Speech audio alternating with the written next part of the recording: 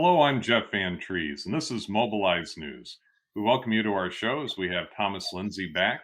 Thomas is the senior attorney for the Center for Democratic and Environmental Rights, and he is a pioneer in this legal theory or concept that we call rights of nature, which is a sort of a legal theory that promotes the idea that nature itself has rights and should be protected by our legal system.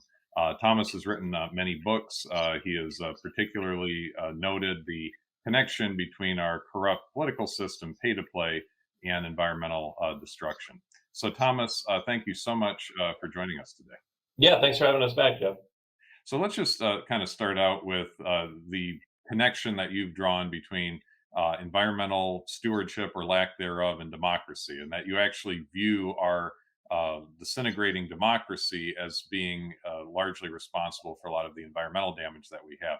So, can you tell us whether you think we actually live in a democracy and how this actually contributes to our environmental problems? Yeah, so I think it always, kind of comes as a shock or it kind of bends our brains to say that we don't live in a democracy, at least in the U.S.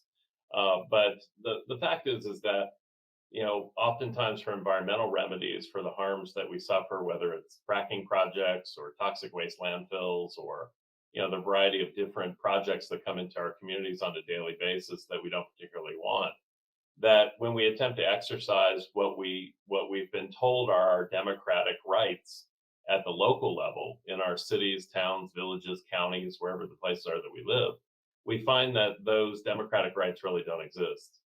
And they don't exist because mostly in the United States, at least, and most countries with this kind of European English law tradition, and in fact in most other countries as well, that most of the power is concentrated. It's concentrated at the federal level, and in US at the state level as well. But our localities have almost no power whatsoever. And so there's this myth that circulates that we live in a democracy, that all we have to do is organize people. And when we organize people, we can stop something that's going to harm us in our own community. But when we attempt to do that, we run into all these legal doctrines, which most people aren't familiar with because they haven't worked in this area before. And a lot of the folks that try to stop these projects in their community are first time activists, folks that see something wrong and want to do something, but haven't been, career activists or worked in this area in a while. And they've been steeped in this, myth of American government that somehow our communities have the power to stop that which is threatening to harm us. And these doctrines are, have been developed over a couple hundred years, but they're things like preemption, where major industries at the state governmental level have come in and passed laws that restrict what you can do at the local level over big industries. Like most states have agribusiness preemption laws, where communities can't pass laws that regulate agricultural operations or factory farms at the local level. Other states, almost all in the United States, have oil and gas acts, which preempt municipalities from stopping gas pipelines or from prohibiting frack wells or frack wastewater injection wells, all the things, infrastructure that come with that particular industry. So if you have a big hot ticket item that is really has the potential to do a lot of harm to your community, you're in a position where you really have no tools that you've been told that you have, that when you try to use them, you find that there's this layer of law and doctrine on top of it that actually physically stops you from doing what you want. And the preemption stuff is just the beginning of the story.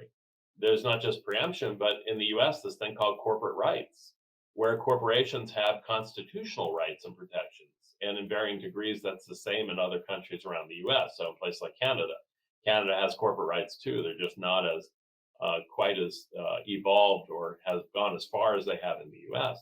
But when you try to stop a pipeline, for example, at the municipal level in your city or county, what you run into is this concept that the permit that the corporation holds to put the pipeline in is actually property under our system of law. And that if you take a step to ban the pipeline or to try to interfere it in some way, it becomes an interference with property, a takings of sort, a takings of property, which under the US constitutional system is illegal and unconstitutional. So we arrive at this weird place where we're told we have certain rights. We're told that we the people make certain governing decisions, that we control our destiny.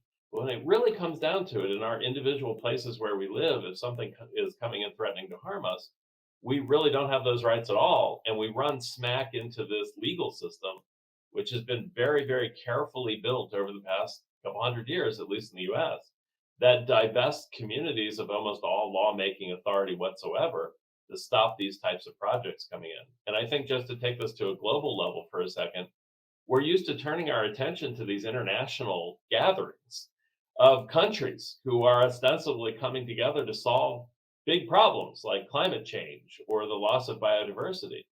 And the question is, how many cops, how many conference of parties have to come together for us to give up hope on that level?